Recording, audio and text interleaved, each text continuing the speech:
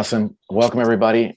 This is the third video in a six-part video series where the PSIA-AASI Snowboard National Team, we're just getting together and chatting through the snowboard tech fundamentals.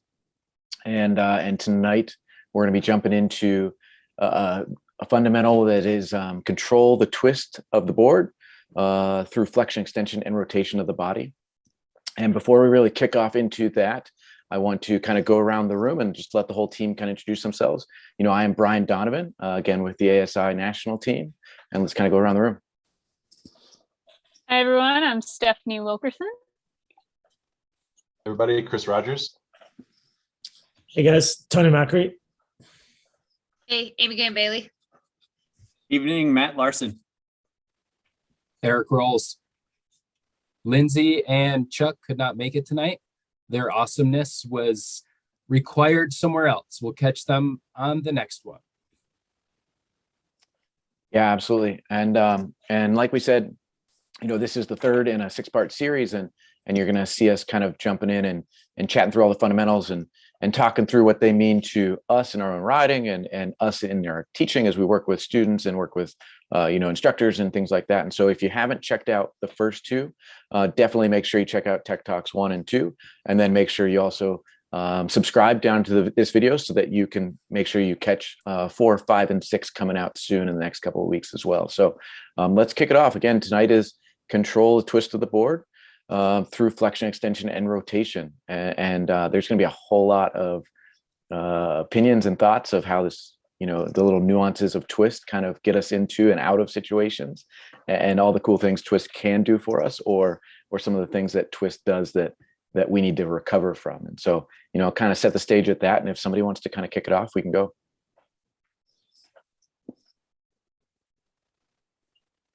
Yeah, I'll jump in there. I think, you know, one of the coolest things about twist is it's one of those ones that we focus quite often in our beginning progressions, right? We get people to twist a board to get into the fall line, things like that. It's one of those things that we can kind of get the board moving down the hill with subtleties, with a bit of subtlety. But then it's also really useful at the higher levels of snowboarding as well. And sometimes at the higher levels of snowboarding, it actually comes out not on purpose, but as a result of doing something else or engaging with another bit of terrain and stuff like that. You know, you see it all along the spectrum. So from the beginners all the way through.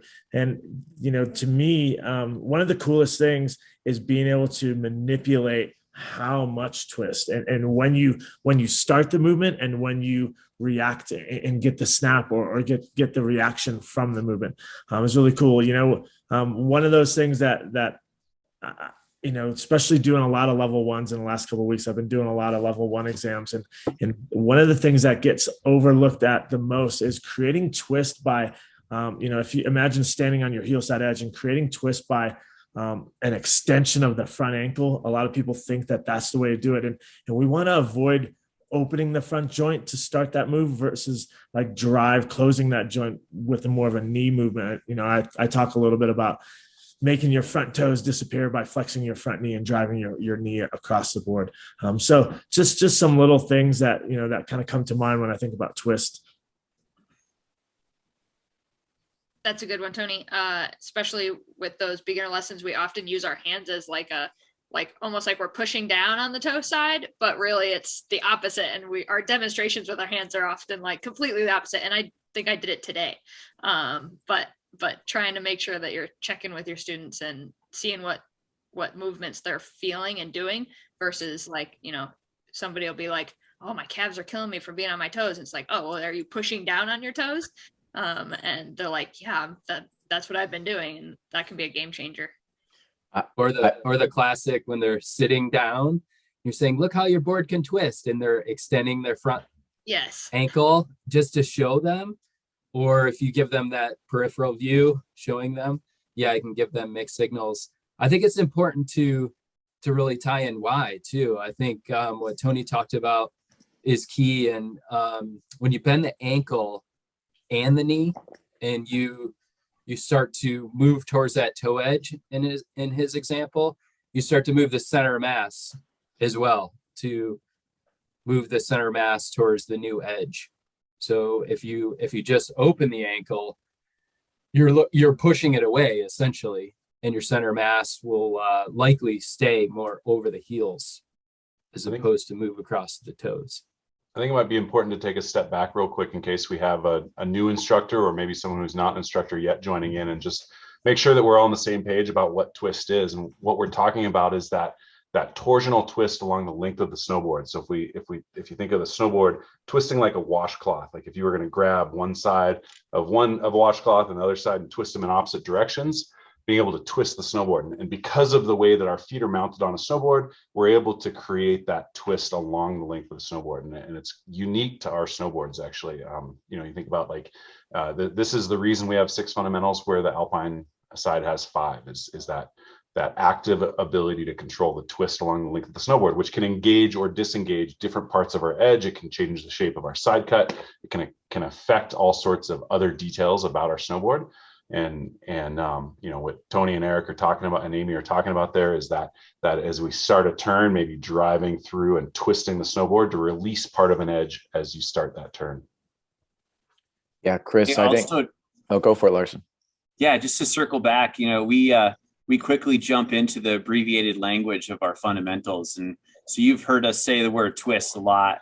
And just to bring us back to Donovan read word for word what the fundamental is, that it's a relationship of body movements, flexion, extension, and rotation that manipulate the board in this manner, which was the twist thing that Rogers was sharing. So forgive us for that shorthand piece, because I bet we'll continue to do it, but we're really talking about both the body and the board and that relationship between the two, just like the other 5 fundamentals. And that word control again comes in, whereas, on skis, twist is probably happening, but it's not something that they're actively able to like manage and work with so much. Like it happens as a like result rather than being in charge of it, and we can be in charge of it. Yeah. So there's a lot of, you guys are unpacking a whole lot of good stuff right now. And so, Rogers, I give thanks for taking a step back for a second and kind of really talking about what twist or torsional flex of the board is, and just to really kind of create that baseline. Larson, thank you for tying it back to the fact that we've talked about the fundamentals are really the cause and effect between the body and the snowboard, and vice versa. When the snowboard's doing something, how we maybe move on top of it, and then kind of go on what the rest of the team is talking about. Twist is it seems really simple. And we've had it for so long. We've talked about what boards can do, but it's super complex, right? It's one of the ideas where, even when Chris is talking about bringing out the washcloth, for years we've used analogies and tried to simplify like the idea of what twist is.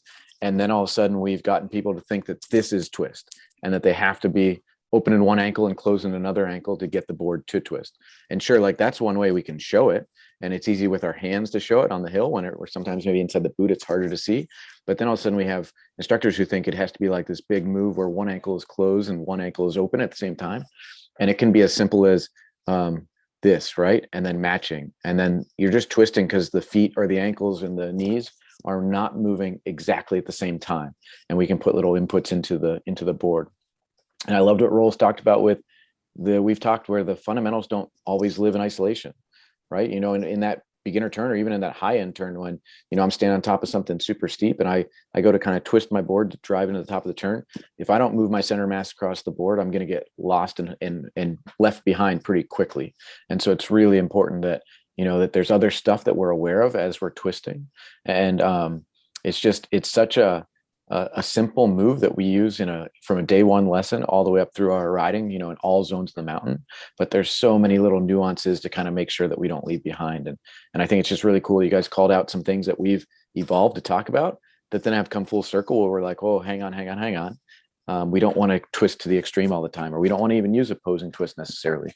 We want to twist the snowboard to get it to set an edge or to release an edge like you guys are talking about. But we don't always want to work at the extreme ends of it. Yeah, I think, you bring up some great points, and back to what Larson was saying is the relationship of the movements we make with our body and how that affects the snowboard. And the movements we've been talking about a lot so far are flexion extension movements, right? And where and when we make those flexion extension movements in opposition of one another or just one side at a time, sort of thing. But the other piece in there is the rotation piece. And it's funny, like I remember when we first like wrote out this fundamental, that rotation piece was missing. And I remember talking to Schuling about it and thinking about ideal versus real. When we talk about ideal, we always talk about flexion extension movements in opposition to one another or sequentially to make twists. But then when we think about the real and we think about those kiddos that maybe don't have that amount of muscles in those little ankles and knees and stuff like that, and they're going to rotate a little bit more out of the core and out of the pelvis and out of the spine and stuff like that, and then use that rotation against their large levers of those legs to create that twist. So that we're clear. That's where that rotation idea is coming from, is that the rotation of the core can also have a result of twist as well down to the board. That was really evident in the Olympics too. And I think, Amy talked about twist in skis being an effect or a result where on a snowboard we can actively drive it. And you definitely see, like in ski racing around a high speed turn, you'll see the ski start to deform and twist along its length. But to Amy's point, that's not something they're actively controlling. Whereas our body movements directly relate to twist on the snowboard through those body movements, and watching, like, especially in the big air, the amount of rotation being thrown off a lip of a jump, like the snowboard, there might be like, it might actually be like kind of that point Donovan was talking about, like significant amount of twist, not because they're trying to initiate a turn, but because their hips are turned so far, the legs resulting, the torsion, the forces resulting of that hip rotation is creating a significant amount of twist on the snowboard. It's kind of cool to see that piece where it really is, it's something we can both control and it can be a result of movements we make. Yeah, Chris, I also thought you were immediately going to go to in slopestyle, all of these spins off of rails, there's a significant amount of wind up and tension and all sorts of things going on. And people are landing on a rail and their board is actually twisting, getting, preemptively ready to kind of spin off or pretzel off or do all these different things. And it's not necessarily a whole lot of ankle and knee joints. It's a little bit, but it's a whole lot of rotation of the shoulders, tightening of the core and doing different things with the body. But you can actively, if you were to go frame by frame, you can actively see the boards twisted and kind of loaded and ready to snap and do all sorts of release of energy to get them to spin off of features. And 100% super evident. And what I love about that is that Tony kind of went to the rotation is definitely in little kids who don't have refined ankle and knee movements. And then it is in like top end pros who have every refined movement of every joint of the body, but can still make the snowboard twist. And such a vast difference of use, but very important to not forget that can be, rotation can be a really important, contributor to that as the outcome. I'd like to say, like, we're talking about kids, and when that's the tool that they have is that pelvis turning to create that twist for them, use that to their benefit and give them movements and activities to play with so they become more familiar with it, and they'll excel just that much faster. I've been thinking about our analogy we're talking about gas pedals, and tell me that everyone in this group has asked a group of instructors to go out and try making a turn from their heels to their toes while they move their toes away from their knee. And if for those of you guys watching this, go give it a shot if you haven't, just to make it reality of how your center of mass really stays over that heel edge as soon as you push your toes away from your knee, just so you have that experience to reflect on, and you can refine that beginner lesson. I think it's an eye-opening experience. Larson, I'll bumper off that. How many times have you heard an instructor tell a student, push down on your toes? And it's like a mental place that they want that student to get into. They want them to think of like, oh, I want to be out over my toes. But if you have a really literal student who is pushing down their toes and opening their ankle, like it's doing the exact opposite of what you want them to do. And in reality, Tony talked to it and a couple people have talked to it, just moving over top of the toes with the body and kind of flexing over top of the toes, or however you want to describe it, is what the result of most of what those instructors want to happen. But I've heard it 1,000 times, if not more, of, push down on your toes. And that's what they're trying to convey. And it ends up being the wrong message if you have somebody that actually pushes down their toes. Go a step further, Brian, and say it can be successful in the floating leaf and train a movement pattern that people think they're doing the right thing, because just opening up that ankle joint will cause you to start go that direction. And so people are like, oh, okay, this is working. I'm doing what the instructor is telling me. And then you go from that into like a J turn or a Garland or introducing C turns. And now what you're talking about, you're pushing your center mass away and you're actually putting weight on the opposite foot. And now I don't have success. Now I'm failing. Now I can't do what my instructor's telling me. And so it's actually like, it's even worse than not working. It works up to a point and then stops working, which just totally like screws with our students. Some props to all of the people that have mentored me and given me some words around that to share with my beginner students, of flatten the snowboard under your front foot and let them work with that to hopefully avoid just being reliant on toes away from the knee. But just being really careful around what can happen there, know when it's a benefit and know when it's going to be a hindrance. So Larson, my challenge would extend to your challenge, and it'd be take out some instructors and say, all right, we're going to ride like little kids, and you need to flatten your snowboard underneath you without using your ankle and your knee, right? Like, how do we accomplish that? And then what does the body position look like? What is actually happening with the body to make that happen? Because I bet it's going to be some wonky movements, but it could still get the snowboard to flatten, could still get the board to twist, could get it to release the uphill edge, could get it to go down the hill. It could probably do a whole lot of things, but it's not going to be our instructor's ride. And I think sometimes that's the most powerful like learning opportunities, when we make people do things and then try to feel what their students are feeling. Yeah, that's you talk about challenging and kind of like, doing the old brain teaser sort of thing. Here's a good one as well, is kind of like have people do a carved traverse, right? And if you do a carved traverse and you literally just put it on the edge, what people will do is they'll put it on the edge and they'll be like, wow, the board keeps hooking up the hill. And it's not until they figure out how to like do anti-twist or twist in the opposing direction that they can get the board to go straight. And it's funny, like, I remember teaching that at a higher level, like backcountry clinic that I did in New Zealand years ago, and getting like in New Zealand, you got to twist, you got to traverse way out to get to kind of some side country stuff. And it's like, can we hold a straight line? And just holding that anti-twist to hold that straight line. So you're on an edge going fast, you're not skidding, but you're not hooking back up the hill. So it's kind of funny to use it both ways. And there's also lots of applications in kind of carved turns, changing the shape of your carved turn for sure via twist. You want to define anti-twist, Tony? Yeah, twisting in opposition. So basically, it's you're still twisting. I don't know if anti-twist is the right way to say it, but you're still twisting the board, but you're doing it in a non-traditional way. So you're doing it in an opposing direction.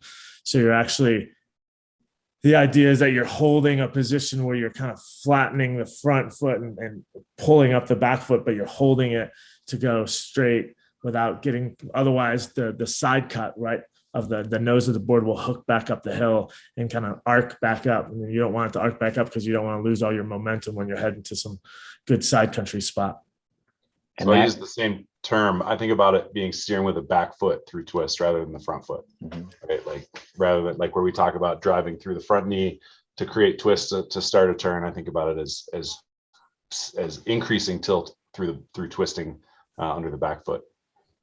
And if we haven't lost any of our Alpine brothers and sisters, like there's a tracking traverse is a move on skis where they're putting themselves in a body position to do what Tony's talking about, where it's basically a edged kind of downhill and to the side carved straight line turn, even though the skis are shaped. And I've seen it happen in kind of Alpine clinics, and they kind of challenge people, and it blows some minds when people try to not allow alpine skis to be shaped and turn. And it's what Tony's talking about. It's taking some of the shape and the side cut out of our snowboard and letting it be a little bit more of a straight edge. I like that you brought up side cut. Like, I think just to say it in another way is twist that either complements the direction we're turning and complements the side cut that we're using, or using twist that works against the side cut and against the direction that we want the board to pivot. We're getting into like the nuance of twist. And I love this. I love that Tony brought up anti-twist, because like I always think of like pivoting our snowboard, like turning our snowboard is like when a fighter plane like turns its actual like flaps and like turns the whole plane and it does like a big bank. And twist is like the little flap, and I don't know the terms, but like the little flap on the back of the tail that lets the plane just do this. Like that's twist in my mind, right? It's like the whole plane turning, or just the little rotor bit. Like, isn't that the rotor or propeller? I don't know. We don't have any pilots on here, do we? Yeah, but like twist lets us make those little subtle changes, like Tony was saying in the very beginning, the subtle change versus like the big turn. You can be in a carved turn and just slightly change where your front foot or your back foot is pressing, and like create a slightly different side cut and adjust the shape of your turn. So cool. To that point, like, you know, one of the things that intermediate rider struggles with, in my opinion, one of the things that intermediate riders struggle with the most is really truly closing and hooking up a heel side carve. So to Larson's point, that complementary twist, right? Getting the nose to twist a little bit more and hooking it back up the hill and getting that side cut to actually hook the board back up and close off that heel side carve is a key aspect for sure. I think what's crazy is that twist is one of the first things that I think people check out when they are checking out new boards, right? So it's one of the first things that people are interested in. It's crazy to think that twist is something that has evolved beginner boards, you know, coming out of the rental shop. They made them easier to twist to make it easier to set turns. And then at the high end, you know, how many people have been in a board shop and have seen people pick up a board and either flex it along the length or put it between their legs or do something to try to see how much it twists, because they're trying to feel what that performance is going to feel like for the different styles of riding that we do. And I know for me, it's one of those things where, you know, I immediately hop on a board and it's one of the first things I describe on a new board and I say, it twists how I like to get a board to twist and hook up, or it's hard to twist and it doesn't hook up and doesn't do the little things that I really like. And it's one of those contributors to immediately the feel and the fun that I'm going to have on a snowboard is, can I twist? How much energy do I have to put in twist? And what is the performance of that twist? And in like the style of riding I want to do that day, or, you know, when I'm on it. So I think it's crazy that this is a fundamental that drives the evolution of gear and almost drives the different styles of riding based on how boards perform with this fundamental. On the board tech, I specifically tested my boards for my kids. I wanted them to be able to twist that board and not struggle against that when they were first getting out, because I believe they're going to have more fun if they could do that easily. It's a really good point. I think a lot of times when we describe, like when you hear people describe boards as planks, like you watch those same people and they're not like that far outside of either foot. They're really talking about the feeling between the feet, which is some amount of bend, but also quite a bit of that feeling of when someone describes a board as a plank, I bet it's pretty torsionally stiff. Yeah, it's awesome how twist is, I mean, all of these fundamentals overlap. And, you know, Brian, you were talking to it a few topics ago, but I think about, I've had several conversations with people about how they've debated whether twist should be like a board performance. I don't know if you've had similar, and some of the arguments were how it's so closely related to pivot. You know, we twist to pivot the board. You know, it's half of tilt. It's, you know, it's foot to foot relationship. So it's pressure along the length of the board. You know, there's so many pieces that overlap so many of the other fundamentals. And yet it's so important in what we do to be able to actively twist your board. And in moguls, in, you know, carving was brought up as an example. And I've definitely had some conversations with people, and it's been brought up before on this call, but they really feel like it's a beginner move. It's all a beginner move, and don't really revisit it in their high-end riding. And it's so key. It's so key for being agile and doing some different things. And like you said, Brian, having fun. Like, I love a board that can twist really easy, but is pretty stiff tip to tail. That to me kind of measures its playfulness, and you can really do some micro snowboarding with a board that's got a lot of play in it with twists. But yeah, it's key. And I think when I was going to text Lane Clegg earlier, I didn't get a hold of him. But I remember him talking about when they came up with twist, and made it one of the board performances, having this conversation on like it being such an important thing to initiate a turn for a new snowboarder, and something that a skier doesn't do actively, it does as a result. And it's just so versatile on how much it can affect all of the other fundamentals.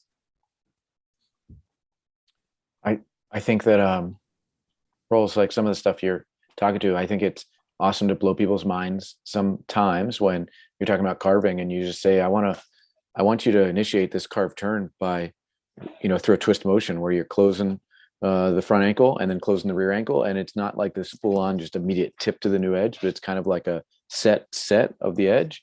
And I love getting people to feel that sensation. And then I love playing with the TID of that.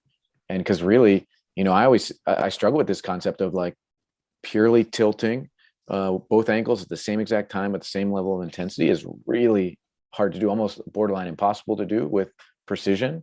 And I think there's a little bit of twist going on all the time when I initiate carved turns, and then throughout the carved turn, like Tony was talking, you can ramp up and kind of speak to what Larson's saying, close up some shape or back off the twist and open up the shape of the turn. And I think that sometimes when we think of tilt, we think it's just on an edge and hanging out there. And I think that there's so much twist happening to manipulate a board up on an edge at a really high end riding. And it doesn't go away. It's not some beginner kind of trick to get you turning and then use like a throwaway skill. But it's a super high end refined skill that we use all the time in my personal riding. If you told me I couldn't twist, I would be a very terrible snowboarder. That makes me think of like some of my favorite style of riding is when you get in like those tighter tree chutes or like, BMX courses or like mountain bike trails that are in the woods and stuff in the wintertime. And you're like going through the snake run. Like imagine what that would be like without tilt or twist. Without twist, you only could tilt the board. It wouldn't be the same sensation like if you were on a plank that couldn't twist at all. And I think that goes right into what you're saying, Brian, with those like super tiny little micro moves. And Rolls is talking about the micro turns. Like without twist, you don't have that like versatility at all. Yeah, that's a great point. And Brian, when you mentioned the whole idea of like I'm probably not just tilting all at the same time, I'm probably using a little bit of twist. I think about like generally I don't get the first chair up the mountain. I get like the second or third chair. So like the idea is like when I'm coming up the hill, there's a couple of carved tracks in the snow, and it's cool to see those carved tracks that are not just like that, but they're actually overlapping. And you're like, man, there's probably some twists happening in there to like engage that downhill edge early. And it's cool to see the result of that with that carved turn. Yeah, mind blown when you could have both your heel edge and your toe edge engaged at the same time. Yeah. So homework project now for you viewers is go do like some mini little snake track carves on a road or something like that. Just real open turn and play with it with a sequential movement like Donovan was talking about. And also Brian talked about just try to flop the board back and forth and compare those two. It's the try to create like different dashed lines based on whether you're twisting or whether you're just fully tilting. And I think the thing I'm going to say with like Amy and Tony, I think also we don't pigeonhole it because somebody's on a super stiff board. If they're just going fast and putting a lot more force into it, can still twist it and still get these same performances that we're talking about. And I think it all kind of relates back to what style of riding we all like to do. And it changes for us. It changes for whoever's watching this and listening in. And you take this like high end stiff boardercross rider, and their board, they're going to need to be hauling with a lot more speed and a lot more force potentially to get that board to twist as much as we're going to get it to twist on a twin, softer flex freestyle deck. But it's based on the style of riding that we want to do. And so it's one of those, every board has a capability of twist, and it might feel like a plank at different styles of riding, right? But if you're riding it maybe the way it was intentioned to, or with the speed it was intentioned to ride, or if it's like a big mountain charging deck, you might need to be putting in a lot more energy or force into it to get it to twist. But it'll happen just a little bit differently than that super soft noodly LTR board that comes out of the rental shop.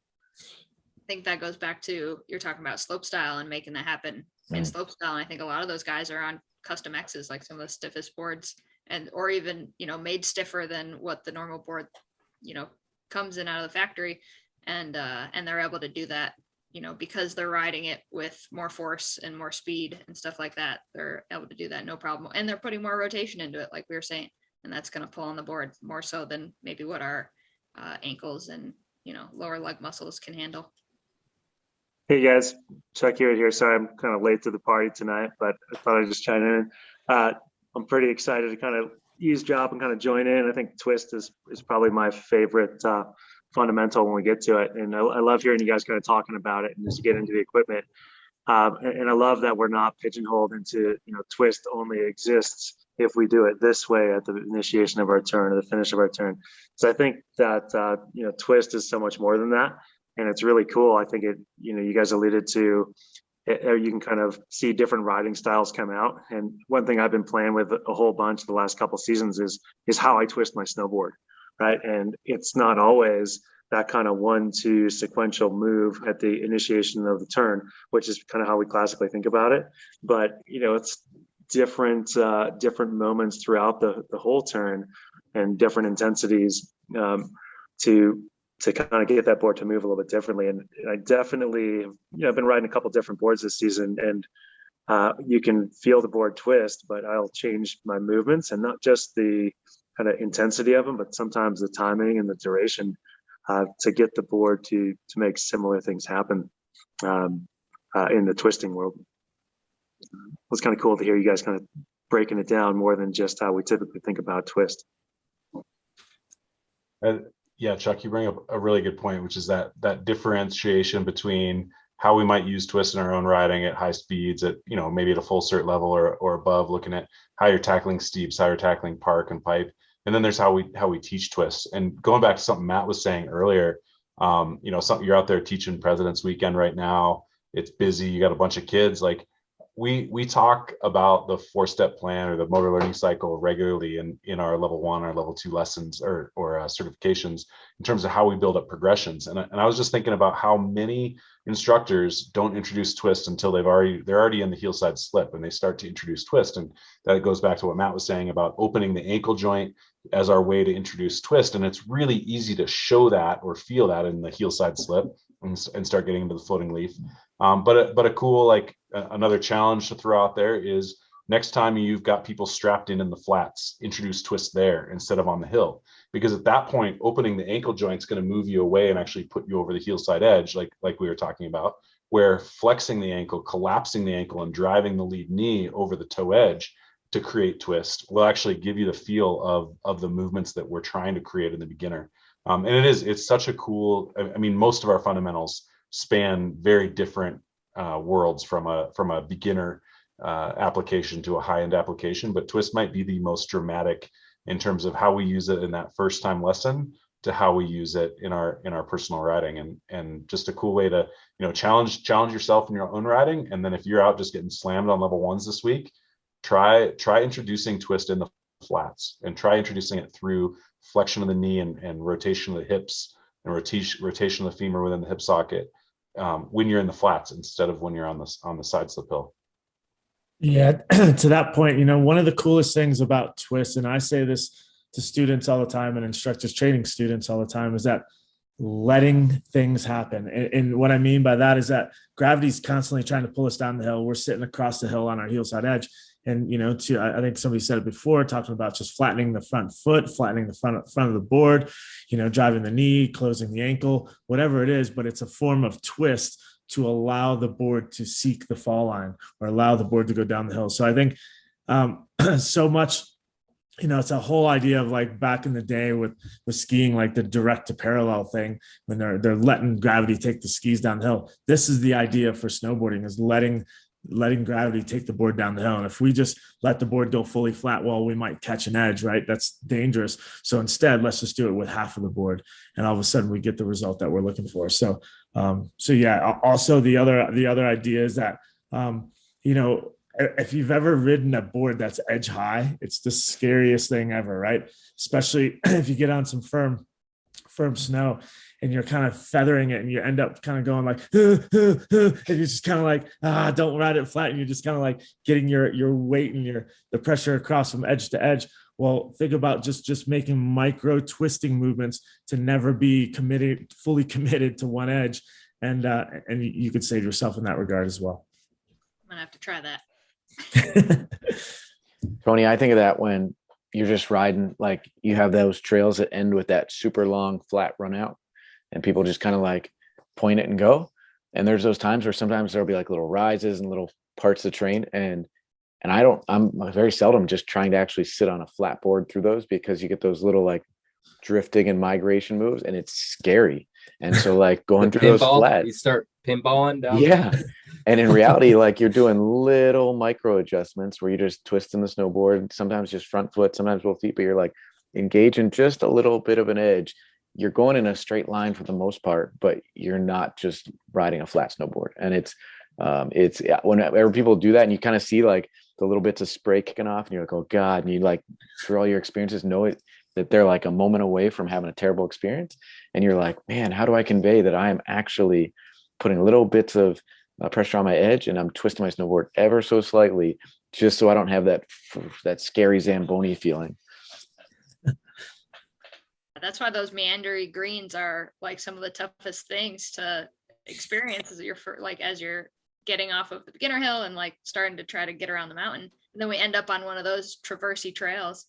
And it's so much harder than like a nice mellow blue that's wide open and a good fall line. And yeah, those things are so fine-tuned. And to start, like you guys were saying, from the flat, the very start of the first lesson. So that's always something that you're paying attention to and building skills on, helps out in like huge ways later on. I love that concept, Rogers and Amy. I think that we spend sometimes too little time really introducing and refining movements in the flats, and we want to get people moving, we want to get them sliding, and because we typically correlate sliding to the experience and the learning, but from a standpoint of eliminating the fear factor of sliding, put them in the flats and creating some memory of those sensations just by putting in body position and see what happens to snowboard, I think pays off way more if we do it a little bit more due diligence in the beginning of a lesson and then revisit it, as opposed to trying to like do it when we're already incorporating speed and gravity and all the things that are scary.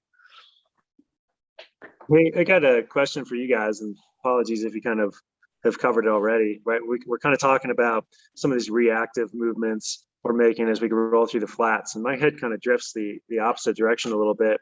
I'm just wondering if you guys have touched on getting into the rebound of the snowboard. And we typically think about rebound from that longitudinal flex standpoint, but have you guys talked much about the kind of rebound as it relates to torsional flex in our snowboard, and kind of the ability to feel that snowboard snapping back into position through twist? Get it? Yeah, we haven't hit that. Are you talking about when if the tail of the board has a lot of pressure, maybe towards the heel edge or toe edge, the board has a little twist in it? Yeah, we haven't got into that. Yeah, I don't know. I know we're kind of getting in there a little bit, but I just kind of been thinking about it. Or one thing I think about in some of the riding is I'll go, and sometimes I'm doing this on cat roads. I was imagining it today after Tony's describing the slightly edge high positioning on the little, as we wait for maybe a little fresh snow to come out there. But just kind of that idea, right, where I'm kind of like maybe holding my back foot, kind of that isometric contraction, right? And I start to try to anticipate that twisting movement, and then I'll let it go, right? And I'll kind of hold that active tension in twist, through flexing the front ankle, kind of collapsing the front ankle, but really kind of holding solid on the back ankle, and try to play off of some of the rebound that will create in the snowboard. Obviously, kind of timing it with our longitudinal flex too. But there's a lot of power to be found in your snowboard if you can exploit that torsional flex through twist. Chuck, my head immediately goes to little butter, like the tail tap rewinds that you do like as you're sliding towards a slow sign on the trail, and you're just on the nose and you are feathering it and you're twisting up the snowboard. Again, we kind of touched on a little bit of rotation to create twist, but when you get those like butter, like 2-7 like pretzels out, you feel like pop and snap when it does it right. Like when all your timing's right and you feel it twist up, and then you kind of pop and spring, you feel like it launches you feel like it snaps you back around. And so I totally think that has a tie-in to kind of the potential energy of the board, as we twist it up and then release it. But that's immediately where my head went when you were talking about it, was rebound to get it to like spring out from underneath you or spring around for you. Yeah, it's kind of it's usually always paired with that kind of longitudinal flex, right, as you're kind of hitting that butter. But there's definitely an element of that torsional flex, and when you hit that sweet spot, particularly as you're describing that, kind of picture that, that half cab or cab 270 or cab 3, like I'm definitely exploiting that twisting movement as well.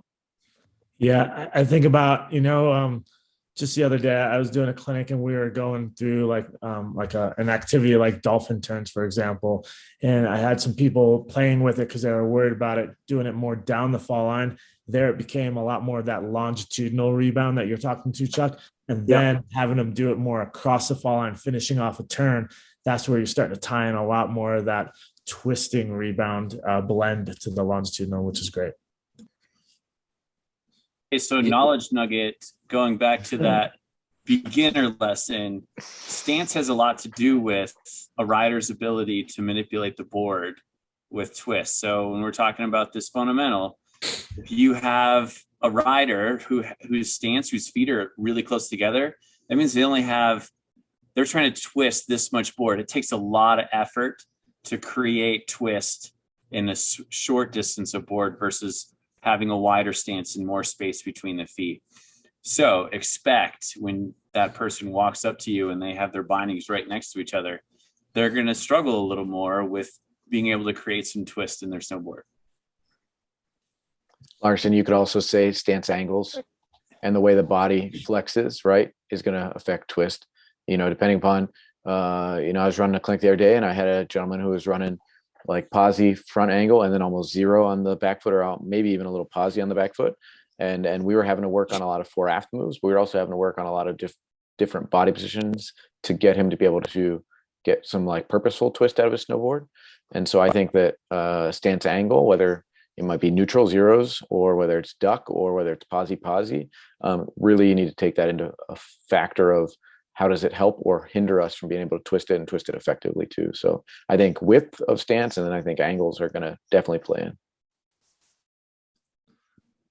On the other side of what Matt said, though, if your stance is too wide, that also limits your ability to make those movements as well. So I think taking a look at that, making sure they're in the sweet spot for sure to be able to make the movements they need to. Chuck, you got me thinking about not only like rebound, but just some deflection too, maybe in crud or powder, where you're taking the back leg or the back leg, including the ankle and foot, and you're ruddering and keeping the front leg pretty static for the most part to keep the nose rising up on top of the snow, but you're ruddering through maybe heavier snow or crud. Or even kind of that crusty stuff that you want to stay on top of, but getting that board to really twist by just using your back foot to rudder the tail through it. Super effective for that. And it's, to me, there might be some rebound too, but I think about like the the deflection, it's happening out of that heavier snow. Yeah, 100%. Definitely feeling that here with that snow that's been sitting for a couple days and getting hit by the sunshine. Lots of back foot movement. I'm going to offer one other item because I know that there's going to be people that you guys love getting into the materials out there. Open up your snowboard tech manual and you're going to see images of biomechanics and read about snowboard fundamentals and how our body can create twist. And there's some images that I think if you pictured in a different way, this will maybe line things up a little bit straighter for you as far as mechanics go. And a lot of the images you'll see, they have the tibia or your shin and then your foot here. And they talk about the foot moving and the tibia being stationary. And a lot of times when we're riding, it's actually the tibia that's moving around a lot and the foot is more flatter. And I think that's just a really good thing to keep in mind as far as the actual application when we're on the hill and what, going to get nerdy now, dorsal flexion and plantar flexion, what those actually mean and how that's applied when we're looking at this snowboard fundamental. I was out riding with Tony a couple weeks ago, filming some trick tips, and we're actually specifically working on board slides, but this totally applies as well. And that is, if you're on your heel side and trying to create some twist, it's pulling the back of your boot away from the high back. So collapsing the ankle by driving that tibia, driving your knee over the toe edge, where you to the point where you could actually start to see the boot pull away from the high back. And aside from it being something you might work on in board slides, it can be a really good way to picture that flexion happening on a flat board. Good. I haven't thought of it like that. It's great. I think we crushed a lot of twist talk there, crew. We didn't get, I got a little twisted up there for a minute, but yeah, for the most part, we covered it. I'll echo what Chuck said. I love this fundamental. I love that snowboards perform that way and we can manipulate them with our bodies this way. I think it's super fun and playful. Yeah, and I think that's a good way to, just kind of wrap this one up, is how we started, where, this fundamental is cause and effect between body and board. You heard us tonight a ton of times shorthanded and just talk about twist, but we also shorthanded and talked about flexion, extension, and rotation of the body. And it's really important that as instructors, when we unpack this one, we make sure that we remember that the board isn't able to do this without us, and that we have to be really conscious of what we're doing or what our students are doing to make the board do this. Or when we're doing some things like some people talk tonight, when the board's doing some things underneath us, what do we need to do to stay on top of it and not fall down? And so, this, again, it's so important that the words for these fundamentals are very, very purposeful. Amy hit on it, control being the verb, twist or torsional flex of the board being, what is actually happening to the snowboard. And then flexion, extension, and rotation being, what are we doing with the body to make those things happen, or just, like I said, to stay on top of it as it's happening. So that's really, I think we nailed it. But the conversation doesn't stop here. By all means, go out and explore a lot of things that we were talking about tonight. Go out and play with them in your own riding. Go out and play with them when you're riding with other instructors. Work on them with your students, and really see if you can come up with really efficient ways to communicate how to get somebody to twist their snowboard, and how that twist then affects the performance of the snowboard at the day one lesson, or at the, high end riding all mountain, all zones of the mountain, lesson that you might have. And so play with twist, play with how you make it happen, what it can do for you, and really just kind of explore all the ranges of it, and then kind of come back and compare and contrast. And so, if you haven't checked out the first two videos in this series, we have a video that came out where we talked about tilt. We have a video that came out where we talked about the fundamental of pivot. This is the third video in that series where we are talking about the fundamental related to twist. And there's gonna be 3 more videos coming out where we continue to unpack the rest of the fundamentals. And then we're actually looking at a 7th video, potentially, of a Q&A, almost like a live session with anybody that wants to chime in. And hopefully you've gone out and explored a lot of these concepts, or at least thought through them, and then can have the opportunity to come and really just ask questions and work through some things with us as a team. So that's the whole point of this series, is just some really raw conversations where we talk about it in our own riding, where we talk about how it affects our lessons that we teach and people we work with, and that we try to give some insight into how you can understand it and apply it a little bit easier and a little bit more effectively. So I think that's a wrap for tonight.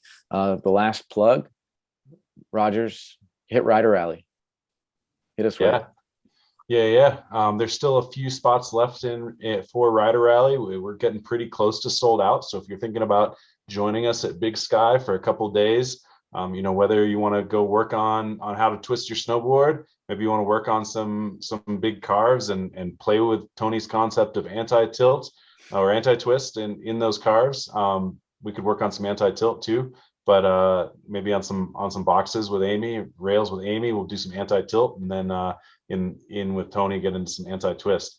But if you're still on the fence, just know that this is one of the highlights of our season. This is what we look forward to in terms of the clinics that we lead and get to be involved with. It's a great end of season way to wrap up your year. Come out and shred Big Sky with us. It's going to be an awesome time. There's still a few spots left. So jump on it if you're thinking about it. And one of the coolest things about like the Rider Rally and National Academy is that you're engaging with us, be it the team, but also instructors that you would have never have met all over the country. Like we all stay in our little pods in our little regions, but getting out there and chatting to some people from the East Coast, West Coast, and everywhere in between. So that's amazing. Awesome. See you soon.